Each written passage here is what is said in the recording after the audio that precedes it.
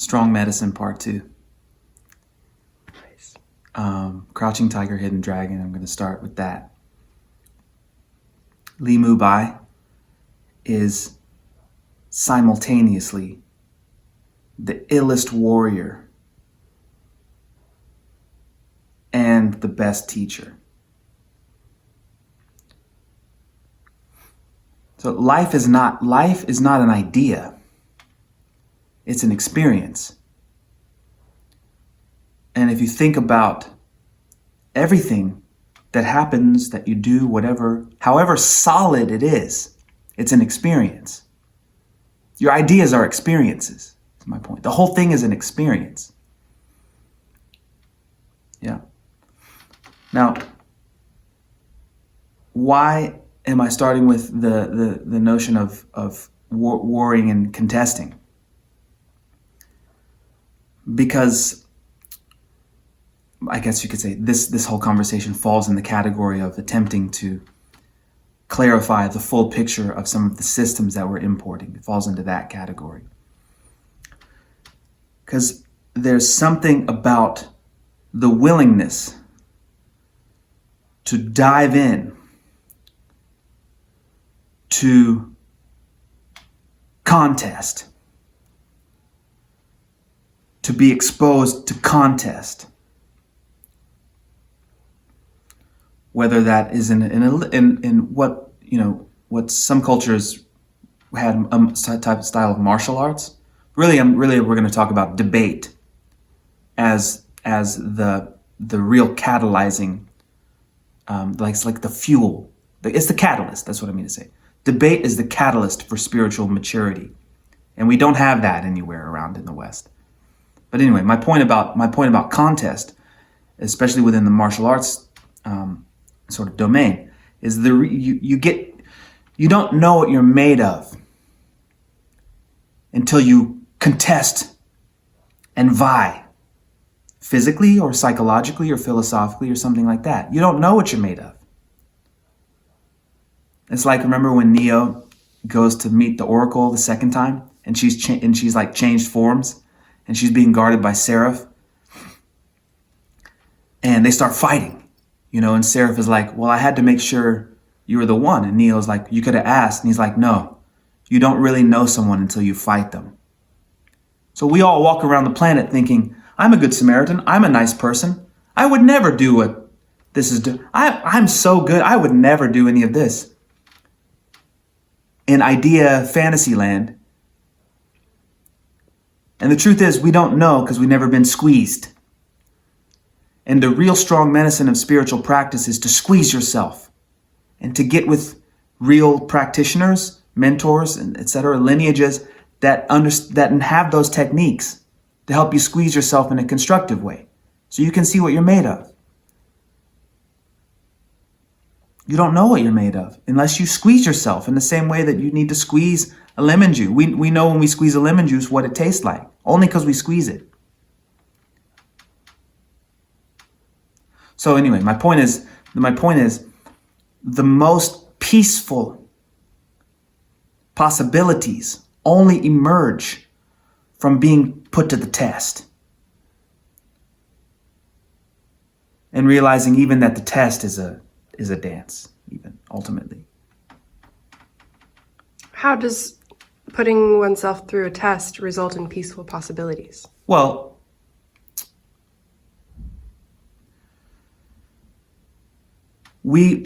so what it does, putting oneself to a test highlights the bully habit inside of us. That's what it does. Gotcha. We walk around the earth thinking, I'm here and you're there, and I'm an independent being. I'm an individual separate from a group, or I'm my own thing, or I'm my own teacher, or something like that. I'm a real thing that exists independently, isolated from other things. The irony is that the word individual means not divisible. Yes. So you're not separate from the group. Right. So being put to the test will help us bring out the bully habit into the light of day to clean it off so that ultimately it dissolves. And just to clarify, the bully habit you're saying is the habit that we think we're separate and isolated. Yeah, and that I'm the only one that has kids to feed, and that I'm the only one that wants to be able to live my dream life, and that I'm the only one that wants to have companionship, they're happy. I'm the only one that's special. I'm the only one that needs to breathe clean air. I'm the only one that needs to have clean water. Right. So, And we don't think that we have the bully habit. That's the fundamental error. yeah. So being put to the test shows us, I got angry because I had to work a job as a bartender, or I got angry because someone told me I wasn't as good or something, or someone's arguing or something like that. Yeah. As opposed to putting all of that down ultimately and saying, I only exist because the air is there, because someone put pipes in the building, because someone made a building, because someone built roads, because someone taught me language.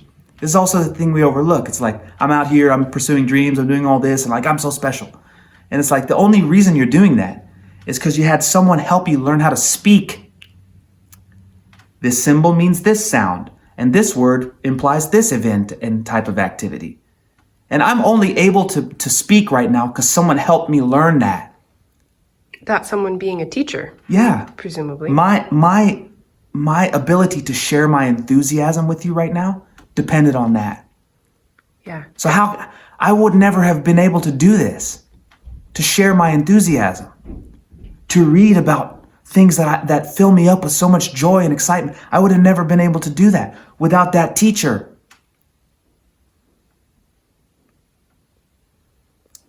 We need teachers. There are people like you were saying. We're all humans. Absolutely. We all want to be happy and none of us want to suffer. And that's a starting point. That's great. But like you said, there are people who are smarter than us, and that's a good thing.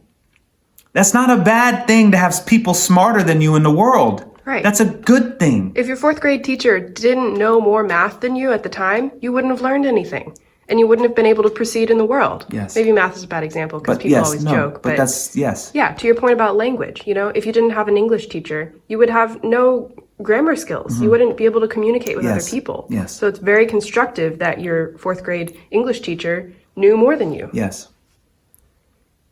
Yeah. Now, let's get to the strong medicine. We don't have a key component in our spiritual culture that is debate. So we don't know how to recognize teachers yet.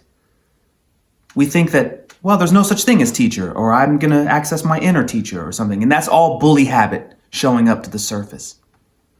I don't need to debate you because there is no right answer or something like that. Now, when you sit and debate with someone, in the same way I use the Michael Jordan example. Here's a perfect example. Who's a better basketball player, me or Michael Jordan? Is that an idea? Is it like a popularity contest? Well, I have 500 billion more followers than Jordan, so I don't need to go into court with him because everybody says I'm better. See, I have more followers, so I must be better. I don't even need to compete with him. But all of us know that experientially, if I played Jordan right now, I'm going to lose the game. Experientially, he's better. So other cultures have understood the importance of debate to establish a chain of learning, not to establish hierarchy and authority, but to establish learning. Debate. Then you know whether or not where you stand in the crew. And that's a good thing. We need to know where we stand in the crew. That's a good thing. In the same way that if you ever played team sports, I played baseball a lot growing up. When you're growing up and developing as a baseball player, you don't necessarily know yet what position you're best suited for. Maybe you're really tall and it's like lanky and you're not suited for middle infield. You got to be quick and fast and whatever. Maybe you're middle infielder, you're really small and you're not suited to like play first base or third base or pitch or something. Right? We're all humans. Yes. We all want to be happy and we all want to be free from suffering. Yes. But each of us has a unique opportunity to serve the greater community by playing our position and evolving. And maybe you could play all positions. Maybe you become the coach. Maybe you become the owner of the team. Who knows what? But the only way we learn our position, especially within the spiritual arena, the only way we learn our position is by debate. It's also a way for us to test ourselves and to squeeze ourselves and to subject ourselves to that hot seat. And that, sitting in the hot seat is how you grow.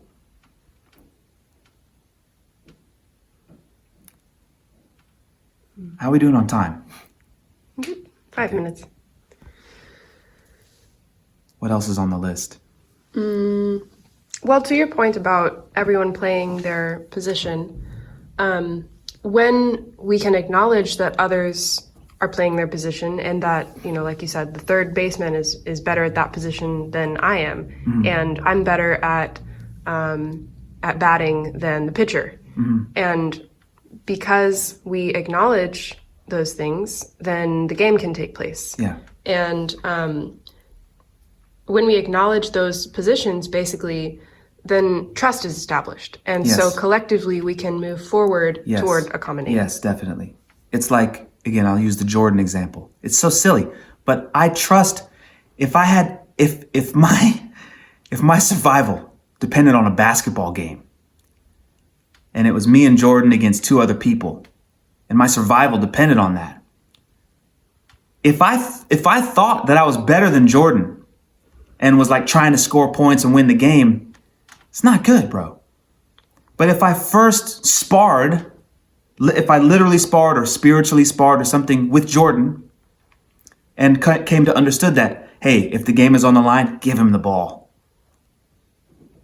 Then we have a trust, a mutual understanding, and the team benefits when the trust is there. The team benefits when the trust is there. But the trust cannot manifest. The trust will not manifest on its own. The team has to, exciting. So if you played team sports, the practices are you're sparring each other in the game, basketball. You're playing against yourself all the time because that helps form the bond, the trust. Who needs the ball if the game is on the line? Give them the ball. What are the best plays we can run as a team, given everybody's unique skill set? Yeah. It's very important for that. It's vital to the success of a team that it competes against itself before it shows itself to the world. Mm-hmm. Now here we are showing yoga, meditation, all these things to the world. Yeah. Without having sparred spiritually with one another and refined it. Could we, to conclude this video, could we come back to Limu Bai? Limu Bai. I want to hear a little more, like, how is it that he is the greatest warrior and the greatest teacher? Well, presumably we see him as the greatest warrior in the film. Okay. So the backstory of that is he's been training his ass off as a fighter. Right? Mm-hmm. But we also see this other quality that he carries. Which is sort of like some heart center. Yeah, like remember really when he's just like floating on the trees and she's so angry and she's like, yeah. Remember the young princess, she's actually maybe like the second illest warrior in the whole movie. But misguided and hasn't been, she just hasn't received the right guidance. And he's so developed and skilled that it's just peace. And he's like, boom. He's like fighting her one-handed. On tree branches and all air. That. Yeah. Okay. So my point is that proximity to contest produces peace. Exposure to contest produces peace ultimately. And that's the point of asceticism, fasting. That was really the point of all of those, like, they're lagging. That's really the point of all those hardcore exercises when they're properly interpreted. Everything gets misinterpreted all the time. Well, yeah, I think that's a really important point because, the young princess, she also probably encountered much contesting and experienced a lot of competition, but she wasn't able to interpret it properly. So she didn't have a teacher. It didn't produce peace. She didn't have a teacher. It's true. Limu Bai had a teacher. Yeah. Limu Bai set down his desire to do whatever, and he joined a community of practitioners. He set down his whatever, joined a community of practitioners, and allowed himself the gift of having a teacher. That combination is the magical recipe that gives us more access to the area of contest.